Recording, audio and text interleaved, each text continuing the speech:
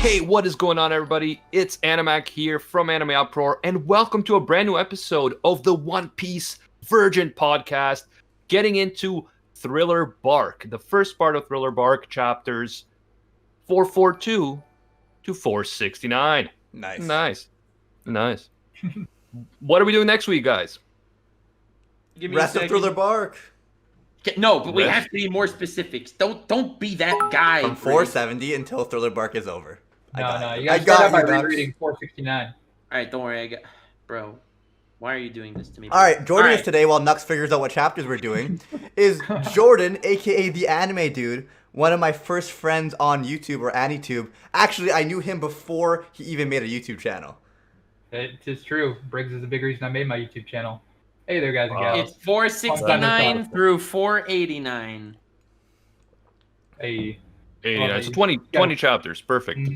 It's a good, nice. 469. You can't start at 470. That'd be sad.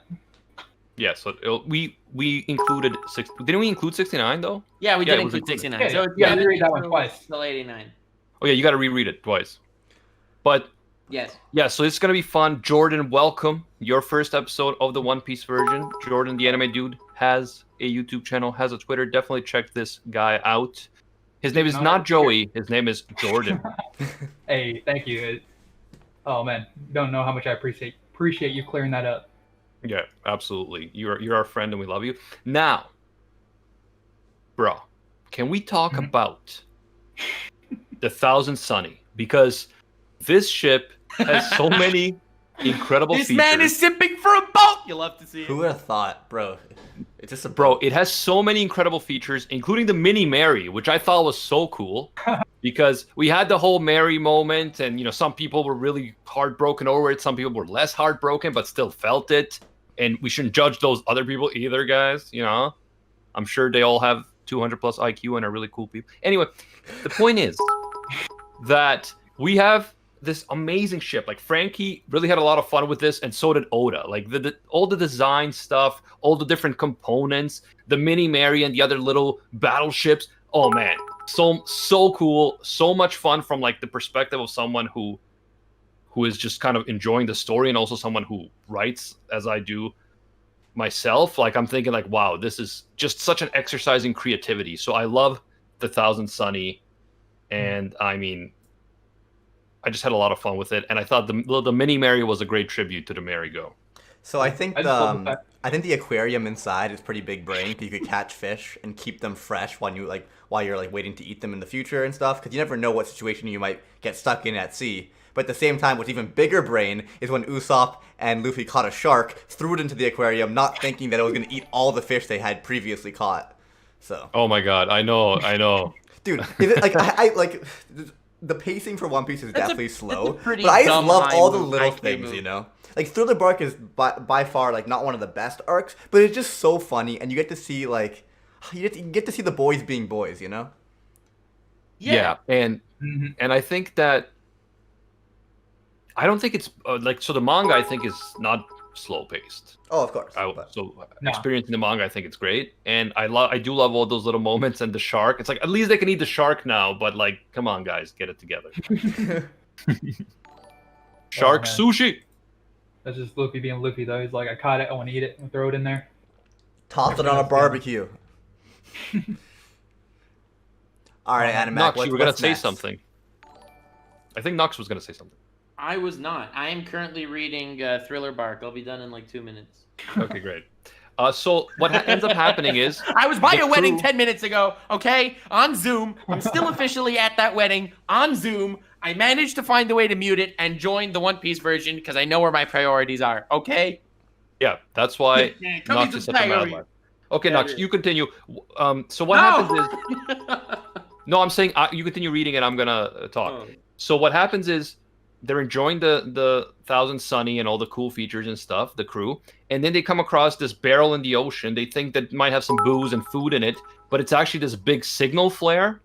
And then they're like, I don't know what's going on, but then a storm comes in, and they end up in the Florian Triangle, not related to that other triangle in the real world, whatever. The Bermuda? Yeah. But apparently in this triangle, it's constantly foggy. There's crazy weather. There's ghost ships everywhere. And then on the one hand, the crew is scared, but then they're also like ghost ships that might mean ghost treasure. So it's a very like interesting situation that they find themselves in. And then they actually come across a massive ghost ship that like dwarfs the Thousand Sunny in size, and that's where they meet a young man named Brook, who is a skeleton. He's a skeleton who was brought back to life because he had eaten the revive fruit back when he was still alive, and it's a fruit, devil fruit that only activates after he died. It brings it back. But because I guess the Florian triangle was all foggy, his soul couldn't find its way back from heaven for a year, so he ended up a skeleton. So now he's like a living, walking, talking skeleton. It's amazing. I love that cool concept so much. It's so cool. I mean, it kind of makes you wonder, like, never mind. That's a spoiler. Get out of here. I just also really love the fact that, despite him being a skeleton, I just love the fact that Oda really, really wanted to give him a fro. Like, they even address it. They're like, how's your hair still there? He's like, my hair follicle is just really strong. Like, yeah, and it actually comes back. And there's a into reason relevance. why he needs to keep that Yeah, flow. exactly. We're going to talk about it later, but I thought that was really cool because it was like, at first you're like, who cares, man, what your hair looks like? But then we learn what's going on. It's really cool. And I appreciate the fact that Brook, first of all, he's hilarious. He makes these really cringy ass jokes about being a skeleton all the time. And even though they're super like cliche and cringy, they're also funny because they're so cringy that everyone's like, God, stop. And he doesn't stop. And also he's May I please see your panties, miss? Yes, that's the other thing. He's such a gentleman, right? He nicely asks Nami and Robin if he could please get a glimpse of their panties. You know, I respect that. He asked nicely and polite. As a man that we should all aspire to be, okay? he's a gentleman. Yeah. He's a gentleman. He's a gentleman. Yeah, he asked, hey, no harm in asking. If they say no, no, but... Yeah, absolutely. Like, this is a lesson that I think in the modern day, everyone should learn. Like, low-key. And I love the How fact that funny even when was no it? one else... Sorry, go ahead, Jordan. Even whenever no one else laughs at his jokes, he always laughs at his own jokes. You know, he always dies of laughter at his own jokes, even though he's already dead. So it doesn't get old. Like, even if no one else laughs, you make sure to keep it going. Yeah. Soul Slayer says, I thought Animac would hate Brook. I don't know why you thought that. I thought it was hilarious. When they meet and like 4 minutes later, Luffy's like, yo, you want to join my crew? And he's like, yes. That was amazing. I love that. They're like, okay, so he's a skeleton that we don't know anything about. He's Nothing. a pervert. He's a musician. Brook, would you like to join our crew? It's like, He asked him before he even knew he was a musician. He just He asked him before. interesting things like he that. was just so excited that he's this crazy skeleton guy. He was like, bro, I have to have it. And it's so funny because so far Oda has made such a big deal of someone joining the crew, someone new. Like, we get their backstory, we get all these interesting things about them. It's a process. Like, look at just Frankie's joining the crew, right? Mm-hmm. It's so funny. And then it was Luffy just goes out, hey, you want to join my crew? He's like, yeah, sure, cool. And everyone else like, bro, this guy's a skeleton. We're scared to death of him. Like, what are you doing? And he's like, yeah, love this guy. No, but it's so funny though, because like, as you mentioned with Frankie or whatever, they underwent hell and back through Water 7 and Ennis Lobby. There was fighting back and forth on both sides. Like, he needed to earn their trust, but also, like, they needed to earn his trust. And it was a difficult decision both ways. And this is, like, literally through, like, 2 chapters after, what's his name? Frankie joins them from the Straw Hat's perspective. They meet this other guy, and he's like, oh, frick yeah, skeleton with a throat. In that big emotional Frankie scene, like, it was so emotional, there was ball gripping action going on. And then we have how you paused. You were like thinking which body part was actually being gripped, and then you went all in. Yeah, man. Hey, this is unadulterated One Piece virgin stuff. Sometimes I'm just too excited. But no, I thought that was utterly hilarious. Luffy and Brook, their whole dynamic, I loved it. And then what ends up happening is it turns out that the crew, the boat, has been lured into a trap to an island called Thriller Bark, which is a floating island. So it's basically a huge ship, which I thought was a really cool concept. And the whole island is basically like Halloween embodied. Like all the Halloween concepts, scary creatures, zombies, vampires, all that stuff slammed together on one island with a touch of the island of Dr. Moreau, and it's a hilarious concept, and it's a really intriguing concept, and Oda has done it again with this setting. Yeah, as far as settings go, every single arc blows my mind. Like, you get the crazy, as Tekking would say, geography is everything. But in One Piece, it's beautifully crafted in every single arc. Every island feels alive. You sometimes get different histories from different places. Like, you get the crazy animals that inhabit different places, like Little Garden, you had dinosaurs walking around. It's just, it breathes life into the setting so nicely. Dude, just think about the last 3 arcs. Like, this is like Thriller Bark. We got this like floating ship that's straight out of like some horror movie or out of Halloween. Prior to that, we got the City of Water attached by train to a marine base or the judicial base, whatever. And before that, you got Sky Island filled with like gods literally in the sky that they had to take a current of water to. Sky! Dude, like, it just back to back to back. The setting is so different and unique. It's and always just like before that, you entirely had different Alabasta. adventure. Alabasta was also different. Even though Alabasta looks like a regular city, that was a political story. Like, it wasn't about politics so much in the other ones. Every single arc takes you through a completely different setting and nails it. It's amazing. Yeah, I agree. I think Oda's creativity, even some smaller components like the water train and like so many things are just so cool. And he's just flexing in terms of creativity and the world building. And I really, really appreciate that. Like I said, as we're writing the rank of Isekai right now, I'm just like, bro, I need to take inspiration from One Piece. I need to like up my creativity up a notch because, you know, it just doesn't cut it anymore after reading One Piece. Dude, I love that you never know what to expect from an island either. Even like, no matter how it comes across at first, like Thriller Bark, you think like haunted area, Halloween-ish vibes, but it's one of the funniest arcs as far as. Well said. It's like it's the one haunted arc in One Piece, but it's probably, I mean, it consistently has so many funny moments. Yeah.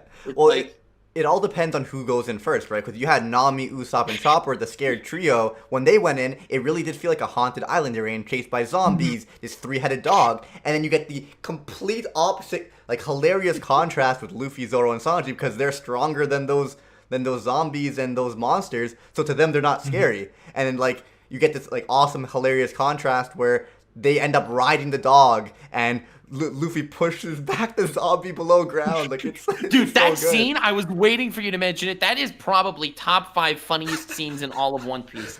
A zombie comes out of the ground. Luffy goes, puts his hand on his shoulder, pauses, shoves him back in the ground, turns away, and he's like, "Oh, that poor old man with injuries." Like, bro, it's a zombie.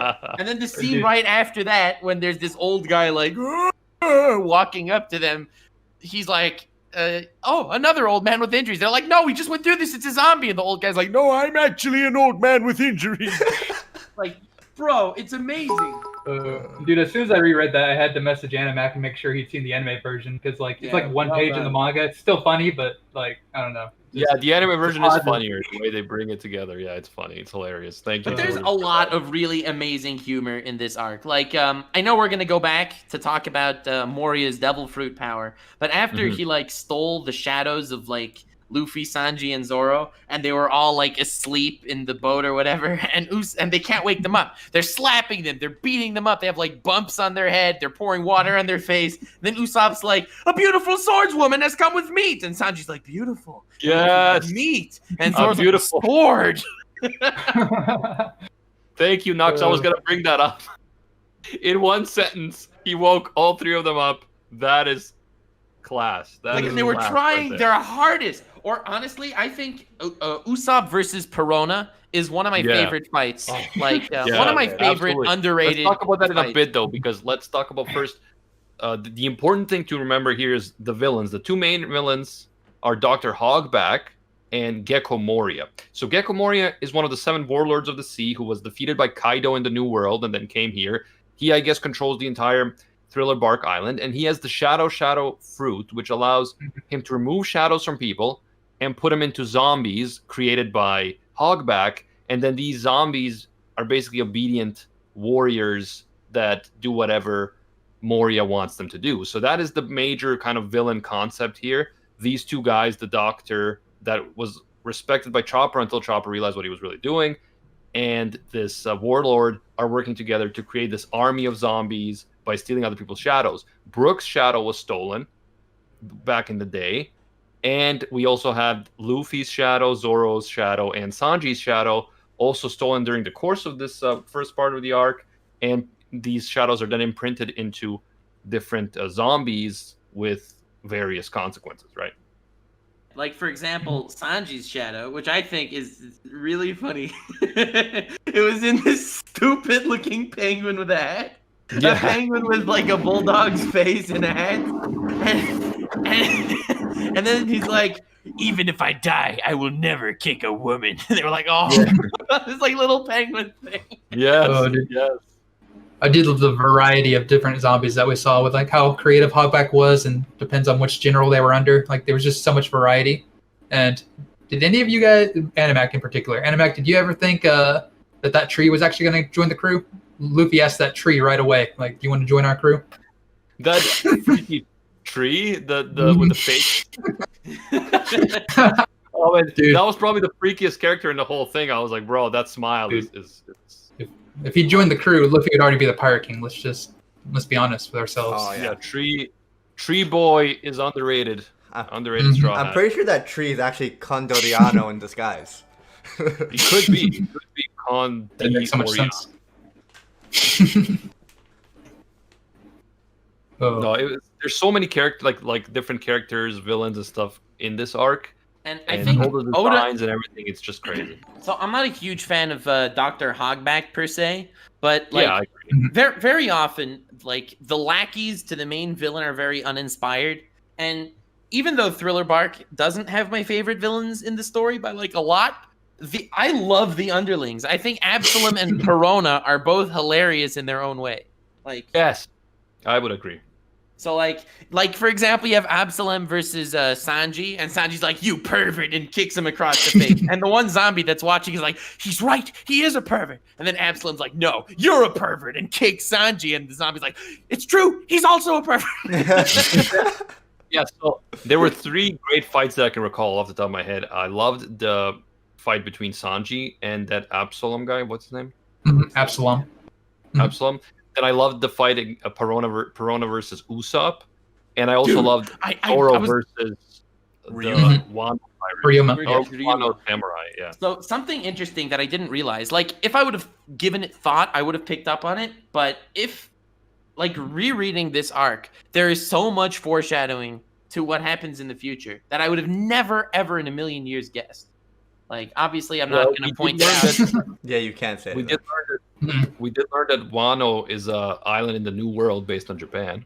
So that is something Well, that we learned a lot. We mentioned Kaido, and I can't even mention other things that are important in the future. Well, But then there are don't. just so many of them. Yeah, there was quite a few. I will say one thing.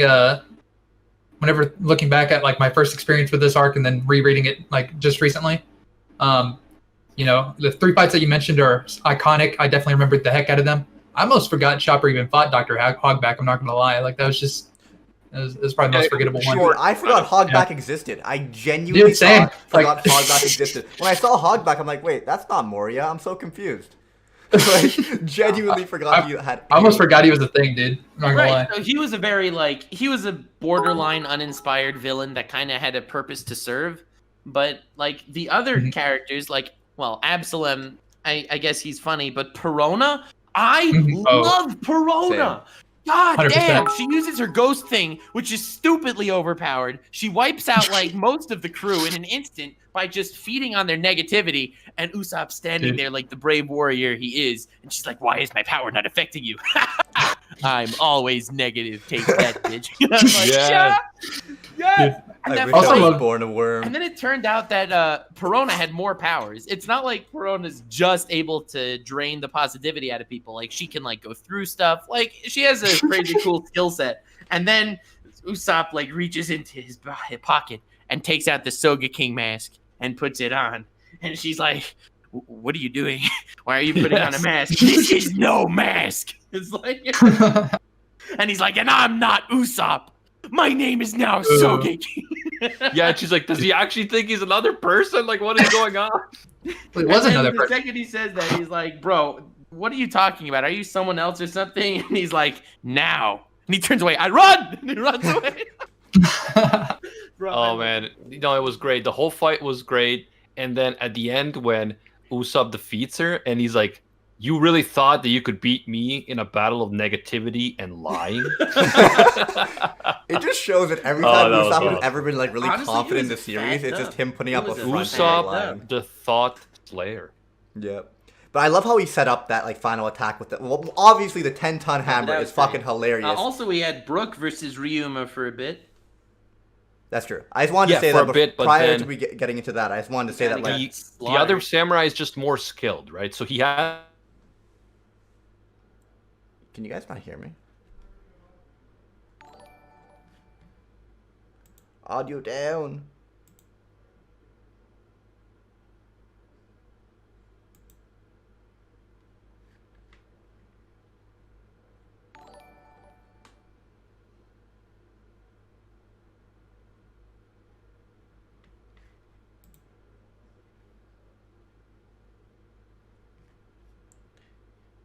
Briggo the only one alive. That's very weird.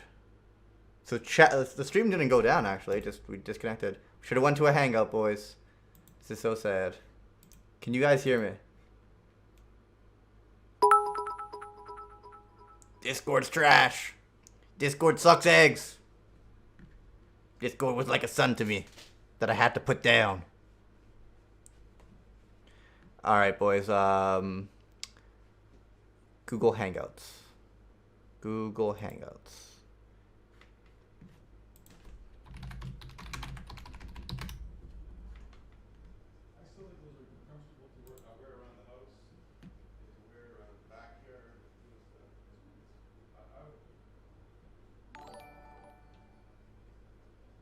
Oh, I should not have that open. What was I opening up?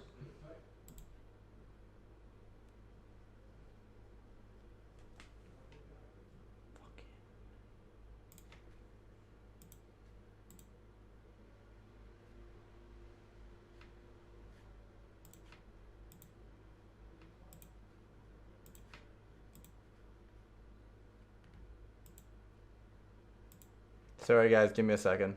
I'm just inviting them all to a hangout.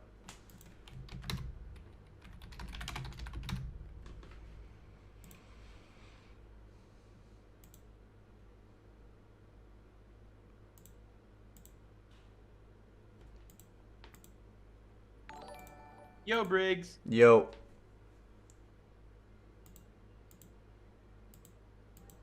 Technical. Yeah, I don't know what happened.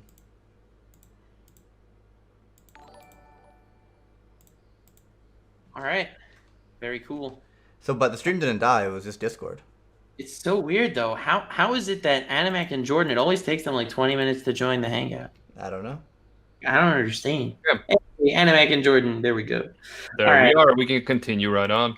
We can So- continue. So, yeah, Anyway, we were just talking about the Luffy and Wano samurai guy. I forget his name. about Zoro and the battle. Wano Samurai guy. Ryuuma, the Zoro, legendary Zoro. man said to have slayed a dragon. Yes, a And dragon. it's so funny how all this pieces together. I can't get over it. I can't get over how much foreshadowing is in this arc. I don't honestly. know. I don't know how much there is, Nux. I'm because I saying don't this know, for the so One stop Piece talking. fans, okay? I'm not spoiling anything. I'm allowed to gush over the series. That's basically my job, okay? But the amount of foreshadowing is actually crazy. It even mentioned that Kaido fought Moria. Like, oh my god. Dude, Yeah, it's it did. nuts. Kaido beat Moria, and Moria is butthurt about it. Yeah. Well, I mean, it was probably a very close fight. We see how powerful Moria is, right? Yeah, I don't. It doesn't. Seem So, prior to moving on to Ryuma and Brook, I really wanted to, like, we can't just gloss over Usopp versus Perona and how awesome it was. Like, the setup that he used the impact dial on the hippo to make Perona actually believe that he was strong. Then he pulls out this 10-ton hammer, which is now somewhat believable because of, like, the previous things he had just pulled off. And, like, Yes. her doubting, like, oh my god, is this guy actually strong? He just, like, always scared and negative that he could never use it. And then he knocks her out with a complete bluff. It was just such a funny, amazing moment that we can't gloss over. Yeah, I'm guessing she got knocked out because she just like panicked. Basically, Out of fear, right? yeah, out of Yeah, fear of death. Yeah, it was funny, and I really do like Perona's character design. She Yeah. is. It's like that absolutely- goth lolly, you know? Mhm. Yeah, and like just the fashion and everything she has, it's just, I mean, Oda's definitely not afraid of like drawing complex designs, even though it's a lot more work. He really goes all in. No doubt. Speaking of Perona fights, though, I know her versus Usopp is pretty legendary, but what about her versus the crew at the very beginning, or at least her ghost versus the crew at the very beginning? Like I thought, when she Zoro's reaction in particular was like the fact that he was making fun of everybody else, and then Yes, yeah, it's like what is wrong with you people, and then he just gets wrecked. Yeah, no, it was a good time. I wish I was never born into this world. Yeah, no, it is a funny power in terms of how these badass characters get all crushed by the negativity, and then Usopp, the one guy that's supposed to be the weakest, actually can withstand it. Because like I'm always negative and second guessing myself, so I know you can't hurt me. I'm used to this. It was great. Oh man. Yeah, and then her reaction, she has that stunned NL face, Yes, yeah, I love that. So they included that stunned NL face again when someone's power didn't work on a Straw Hat member, and I saw that I laughed out loud when I read it because it's great. You get the reference and it fits perfectly. The funniest thing is when she actually sees that Usopp is negative enough that her power doesn't work on him, she like starts cheering him on. She's like, "Bro, I feel so bad for. Oh my god, holy crap!" Yeah, and her ghosts or like the zombies are like trying to get him like, "Cheer up, man! It's not working on you. Cheer up a bit." It's like they're trying their hardest, man. Yeah. And also, so we mentioned Sanji's shadow, Zoro's shadow, but Luffy's shadow was put into Oz. Yeah, so Luffy's shadow was put into this special zombie number 900, which is like a legendary berserker warrior who is twice the size of a giant. Yeah. And Moria, when he put it in, he was so hyped. He finally found someone strong enough to fuel Oz. And then Oz wakes up and is like, "I will become the Pirate King." Yes. Sanji cooked meat. The first thing he said was meat. Give me meat. Right, and then he goes, he like destroys a building, and they're like, "What's he doing?" And he takes that building and puts it on his head as a hat, like imagining the Pirate King's hat. All right, I hate to be the guy that keeps changing the subject and stuff, but like since we're already kind of towards Oz, can we rewind a little bit and just ask Animac for his Do you say how much? Do you say it Oz or Oz? You guys are saying Oz. It's a translation thing. I remember the first time I read it, it was Ors, but right now in the translation I read, it was Oz. Oh, okay. Oh yeah, in mine Oz it was then. Ors. Okay, cool. My bad. I was just gonna say, are we gonna skip over Nami's bath scene, or I just figured that No, was. we shouldn't. worth- You know worthy why of we shouldn't discussion. skip over the Nami bath scene? Because it's so related to Sanji's big fight against Absalom or whatever. Oh, that's So the Absalom guy, zombie dude, he can become invisible, and he can also turn other people invisible if he touches them. So he uses his invisibility power, the clear fruit, it's called in this translation. He uses it to peek on Nami in the shower, and when he learns that, Sanji freaks out. He's like, "How dare you peek on Nami in the shower?" And then when he realizes what his power is, Sanji freaks out even more because he's like, "You destroyed my dream." I And would he's like, "What are you talking about? Like, who are you, bro?" And he's like, "You destroyed my dream when I was growing up back in the North Blue or wherever he's from." He's like, I saw a catalog of devil fruit, and I thought to myself, if there was any fruit that I would ever get, it would be the clear fruit, because I could spy on women in the shower. I mean, do good things with it. And because I know there's only one devil fruit around at the same time, and you took it. You took away my dream, and I'm going to destroy you. And the guy's like, "What the hell are you? What kind of reason is that to hate me?" Like, Yeah, it's so sad. He got the devil fruit, and Sanji will never become invisible.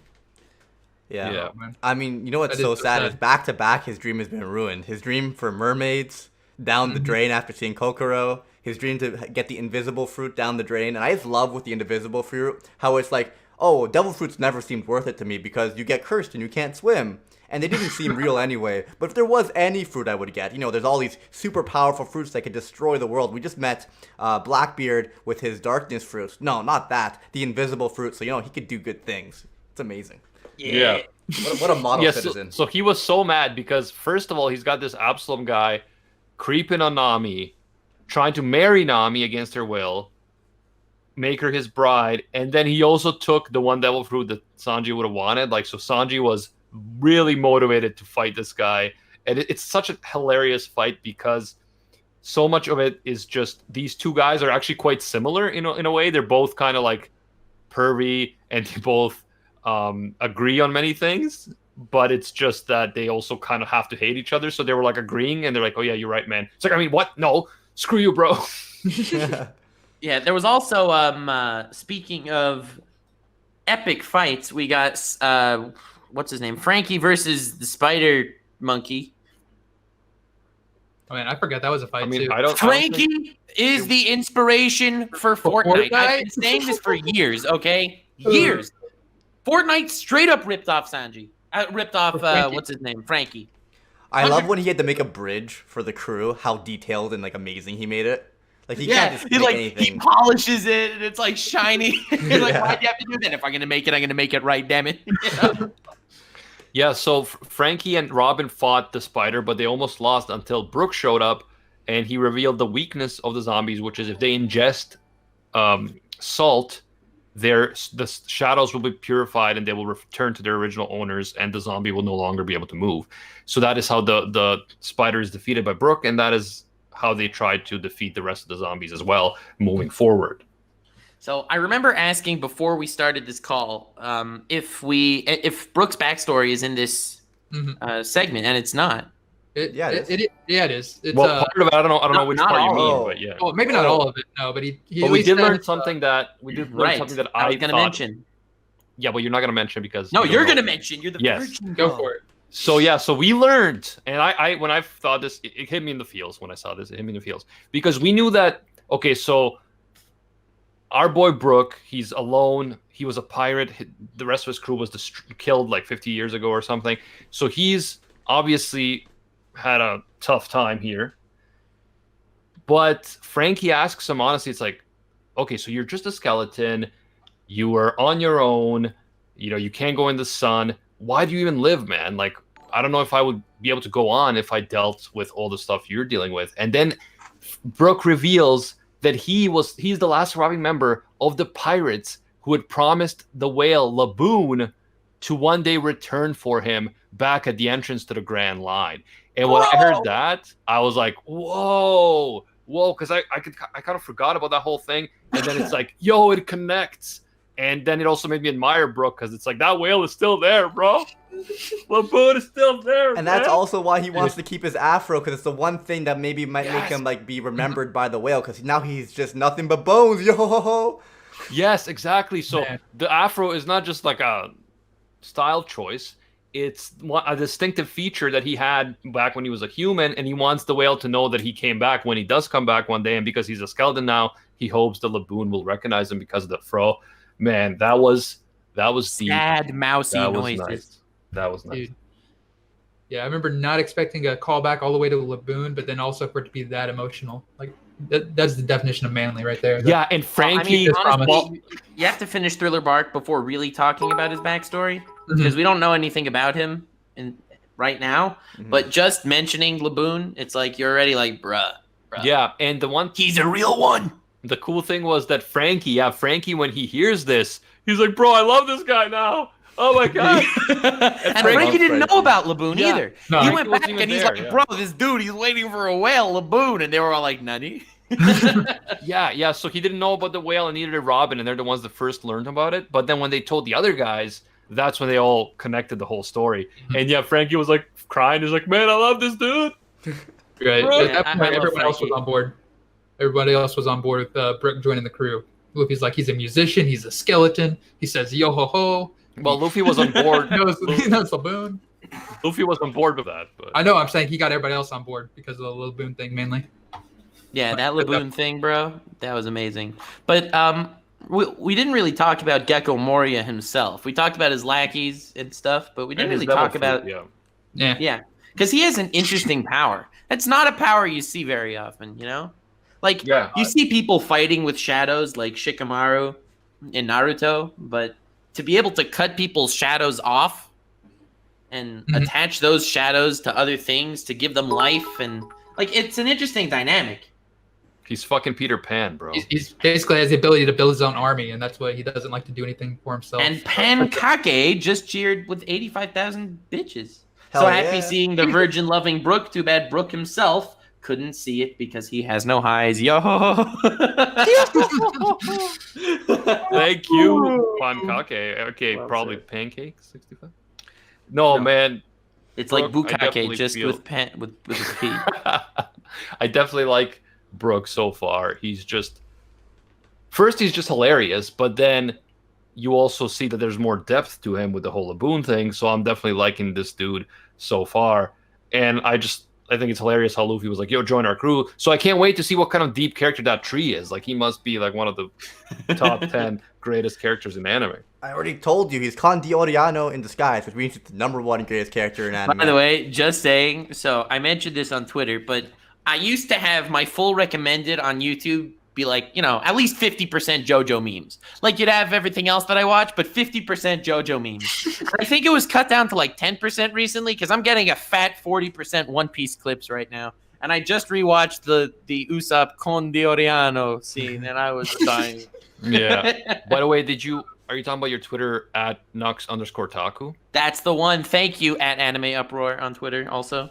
Oh, awesome. That sounds good. Speaking of which, guys, I'm working on the new light novel chapter, the Rankafe Isekai. And if you want to check out the official flag of Animakistan, I don't know if I mentioned it yet, but you can check it out by joining our Patreon and supporting your boys. And that's a sneak peek. We're also going to be hopefully getting the chapter out this week. We're in Animakistan, guys, and it's getting crazy. Hey, Yeah, while you guys are, it's insane. while you We guys also are, have with us the Anime Dude, who's, by the way, at the Anime Dude on Twitter, and also he's on YouTube called the Anime Dude. Just saying, not that you, no need to go follow him or anything. You should totally follow him. But that said, yeah, I'm not a big fan of that guy, but while we're plugging things, I want to do over on twitch.tv/theanimedudeYT. But as far as while we're plugging things, Nux, is there anything you want to talk about as far as July 3rd goes, or? no. Okay. What's going on, July 3rd? July 3rd, I'm releasing my U2s. Oh, yeah. Oh, hell Nux yeah. Anime plushie. collection. Yeah, it's really cool. Yeah, Nux has got a new plushie out, which is awesome. And guess It's what, not guys? a plushie, man. It's a little statue, bro.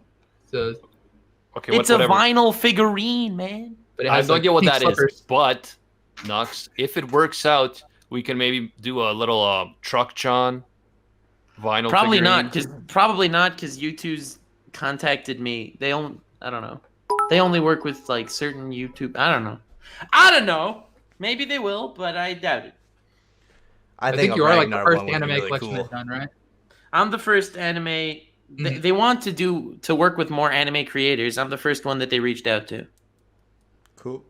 And man, They want to see how it'll do before signing Well, that's what down. I'm saying. We'll Self-promoting see- is such we'll a see how weak it'll do. mindset. I would never promote myself at twitch.tv/BeastlyBriggs. God damn it. yeah, exactly. Also, thank you, Nah. Langard, for 1,000 magical crystals. NF Penemes for 5 tier 1 subs. 10 Anywho, names. Pink slippers That's cannon pretty- height. Oh, okay. Oh, Jordan, did you see what character I put for you on our Yes, on the we screen? all saw. It's C2. It's beautiful. Yeah. Beautiful. I love it. But Okay. anyway, as far as Thriller Bark goes, overall, what's your thoughts, Mr. Virgin? Like, compared to other One Piece arcs so far, would you say that even though it has a lot of great character moments and lighthearted moments and cool fights, it doesn't... What's your opinion on the overall depth of this arc compared to what we've seen so far? Yeah, so what I've seen so far in Thriller Bark, I think the emphasis is definitely humor. And we do have some cool character development with Brook, but there's not as much depth yet. And we don't have, the villains so far are not that compelling to me as opposed to the previous arcs with the CP9 guys and Nal and so on. Crocodile. But we'll see how it goes. Yeah, so I'm not like a big, Moria and Hogback are great villains guy, but I do think it's a creative world building. I do think we're learning a lot of interesting things about the world. We had the whole Brook Laboon callback, which I thought was really cool. So, I mean, there's a lot of cool things in this arc, but it's not, I wouldn't compare it to like Water 7 and Ennie's Lobby. And that's one thing I kind of wanted to say about it. Like, well, I remember Thriller Bark being one of my least favorite arcs, and my brother even, like, that's whenever he was first watching One Piece, he actually dropped it at Thriller Bark for a while, and then he had to pick it back up. But Is it one of those things where you think it might almost seem that way because you're following up Enies Lobby and not only Enies Lobby, but then Ace versus Blackbeard and all that? Like you get hype moment after hype moment. And then yeah, but I suddenly mean, it's okay. Like, it. it's okay. You don't need to have every arc be the same. And I think that's the way to keep it fresh is to have some humor-centric arcs, like the Foxy's Pirates arc, right? Like, that was a humor-centric arc, but it wasn't bad at all. I enjoyed it. Oh, I think definitely Thriller agree. Bark is better than what I remembered it to be, honestly. Like, obviously, it's not going to match up to Enies Lobby. We only had read the first half, or Animax only seen the first half so far. But honestly, like, I read it all today really quickly. I didn't have as much time. I couldn't stream it. But I read it really quickly, and I enjoyed the hell out of it. It was so funny. There was great moments. I'm like, I thought I really disliked this arc, but I didn't dislike it at all. I think I constantly remember, like, when I look back at arcs I disliked, like Syrup Village was an arc I disliked. But, like, they're just bad in comparison to, like, the other good arcs in One Piece. They're still good. They're just not as good. And for some reason, like, because you haven't read it in, let's say, 7+ years, in my case, actually, probably longer, like, I just remember it being... I genuinely thought it was bad. But in reality, it's just not as good. That's the main reason that's the thing. When going into it, no one told me it was not as good or anything, so I'm enjoying it. I didn't think it was bad at all. When I read this, because I started reading the manga at Thriller Bark. I watched the anime through Enies Lobby, and then I picked up the manga. So I never found Thriller Bark to be bad ever. I mean, comparing it, I guess it's not as good as the arcs that are surrounding it, but I would never consider it a bad arc. Well, yeah, the main reason I brought it up was especially because the end of Thriller Bark is some of my favorite. I think nothing special happens, honestly, at the end of nothing happens at the end of Thriller Bark. But Animac, keep this in your mind as you read the second half. Nothing happens, bro. Yeah. Okay, guys, I wanted my thing to be a little more subtle than that, but sure. No, it needs to be more clear. Hey, Diet Weeb, 1,000 bits. No one understands Gecko Moria. Definitely not, because Gecko Moria is a pretty trash villain. He's pretty garbage. Yeah, so far I have to agree. Like, his design is weird. I do respect one thing about Gecko Moria though. He is, he's a lazy ass villain, and he understands that you have to delegate. So his goal is to not have to do anything and just have subordinates do everything for him. I would love to see him fight our boy Aokiji. Aokiji? Bro, the lazy justice man. Oh my god. That would be a fun fight. That would not be a fun fight. Aokiji would snap him in a second. I think they both realize that fighting is futile, and they're like, it's just not. No, Aokiji could beat him without blinking. Like, he could beat him in one shot with his eyes closed.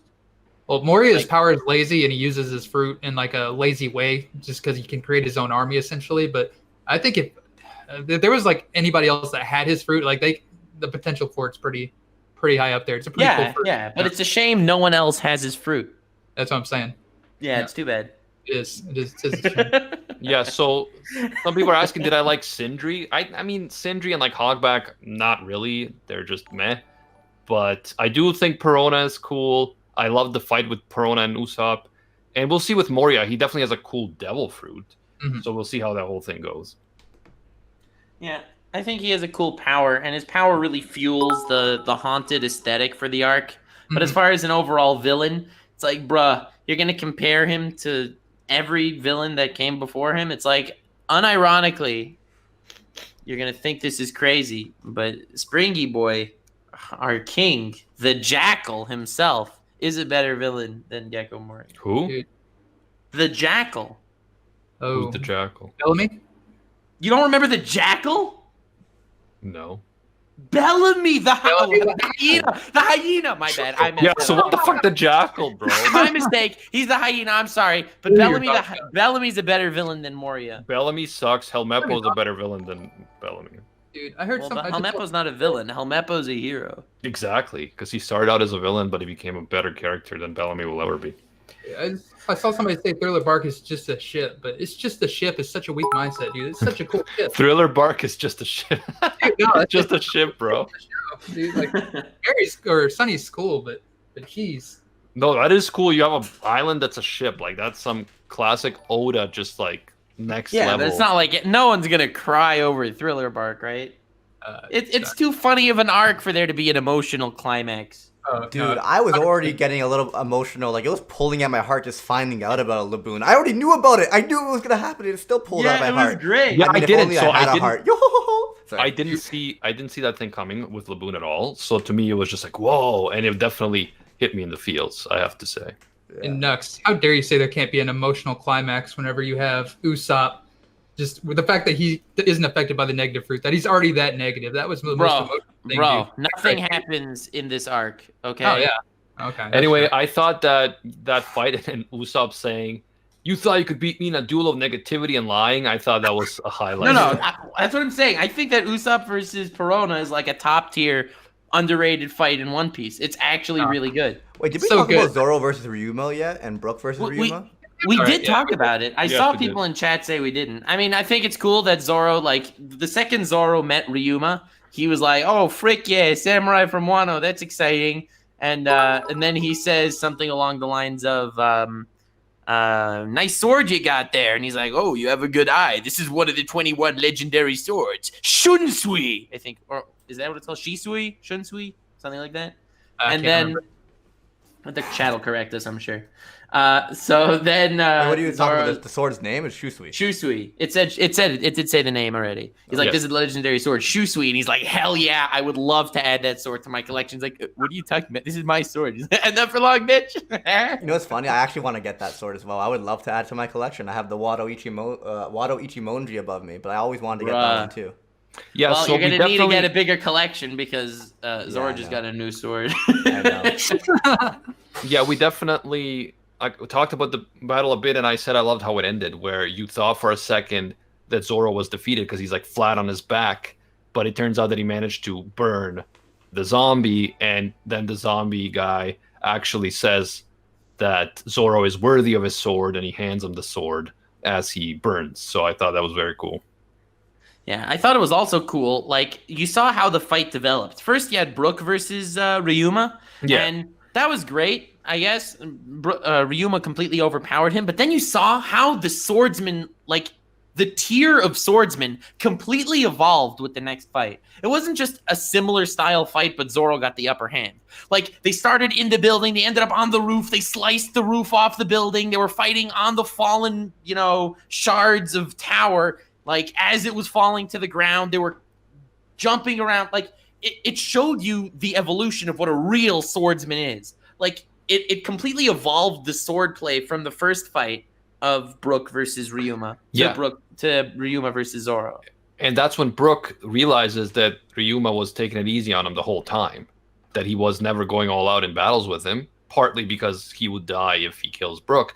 But yeah, so when he sees him fighting Zoro, Brook is like, oh my god, this is a completely different level of fight. So he's been holding back with me the whole time. And then when Zoro does manage to win the duel, Brook gets his shadow back. So that's kind of like right at the end of where we left off for this episode. Yeah. Awesome. And also, Robin can fly. For 5 seconds. Way too Yeah, short. with like these gross ass hand wings. Oh, and also we met this beautiful looking hippopotamus woman named Lola. I do like how Nami, let's appreciate Nami's